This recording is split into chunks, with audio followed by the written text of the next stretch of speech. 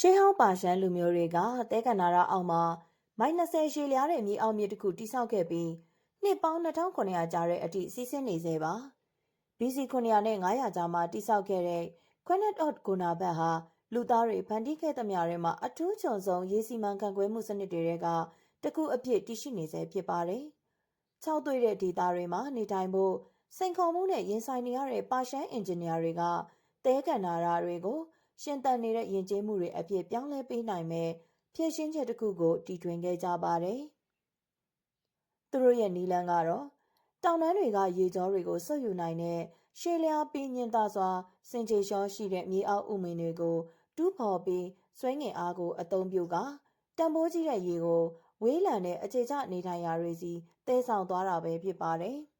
။မီတာ20နဲ့30တိုင်းမှာဆောက်လုပ်ရေးအတွက်ဝင်ရောက်မှုနဲ့ပြုပြင်ထိန်းသိမ်းမှုတွေအတွက်ဒေါင်လိုက်အပေါက်တွေကိုတိစောက်ခဲ့ပြီးအချို့ကအနက်မီတာ300ကျော်အထိရှိပါတယ်။ BC 900ခုနှစ်လောက်မှာဒီထူးခြားတဲ့စနစ်တွေထဲမှာလယ်သမားတွေနဲ့လူမှုအတိုင်းအဝန်းတွေကြားမှာဆယ်မြောင်းရေကိုတရားမျှတစွာခွဲဝေပေးနိုင်တဲ့ဖန်ဂျန်လို့ခေါ်တဲ့ရေနာရီတွေပါဝင်လာပါတယ်။အကျိုးသက်ရောက်မှုကတော့ကြီးမားပါတယ်။ Yes နဲ့ Isfahan လိုမျိုးတဲခန္ဓာရမျိုးတွေဟာထွန်းကားလာပြီးအခြားနည်းနဲ့ဆိုရင်နေထိုင်လို့မရတဲ့ဒေသတွေမှာစိုက်ပျိုးရေးနဲ့မြို့ပြဘဝကိုပံ့ပိုးပေးနိုင်ခဲ့ပါတယ်။အလားတူစနစ်တွေကနောက်ပိုင်းမှာမြောက်အာဖရိကနဲ့တရုတ်နိုင်ငံမှာပေါ်ပေါက်လာခဲ့ပေမဲ့ပါရှန်ကွန်နက်စ်တွေကတော့ဒီပညာကို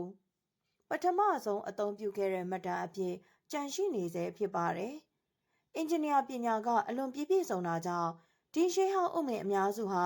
နှစ်ပေါင်း3000နီးပါးအထိဆက်လက်အလုပ်လုပ်နေစေဖြစ်ပါတယ်။အထင်ကြီးစရာအကောင်းဆုံးကတော့ဒီနည်းပညာဟာစက်မှုပန့်တွေဒါမှမဟုတ်စွမ်းအင်တွေမလိုပဲစွဲငင်အားနဲ့တိကျတဲ့အင်ဂျင်နီယာပညာကိုအဝင်ခွင်ကျအသုံးချနိုင်ခဲ့တာပါပဲ။ရှေးဟောင်းပါရှန်လူမျိုးတွေကတဲကန္နာရအောက်မှာမိုင်20ရှည်လျားတဲ့မြေအောက်မြစ်တစ်ခုတိစောက်ခဲ့ပြီးနှစ်ပေါင်း2900ကြာတဲ့အထိစီးဆင်းနေစေပါ။ BC 900နဲ့900ကြာမှာတိစောက်ခဲ့တဲ့ Quanat of Gonabat ဟာလူသားတွေဖန်တီးခဲ့သမျှတွေမှာအထူးချုံဆုံးရေစီမံခန့်ခွဲမှုစနစ်တွေကတခုအဖြစ်တည်ရှိနေစေဖြစ်ပါတယ်။၆သွေးတဲ့ဒေသတွေမှာနေထိုင်ဖို့စိန်ခေါ်မှုနဲ့ရင်ဆိုင်နေရတဲ့ပါရှန်အင်ဂျင်နီယာတွေကတဲကန္နာရတွေကိုရှင်သန်နေတဲ့ယဉ်ကျေးမှုတွေအဖြစ်ပြောင်းလဲပေးနိုင်မယ်ဖြည့်ရှင်းချက်တစ်ခုကိုတည်ထွင်ခဲ့ကြပါတယ်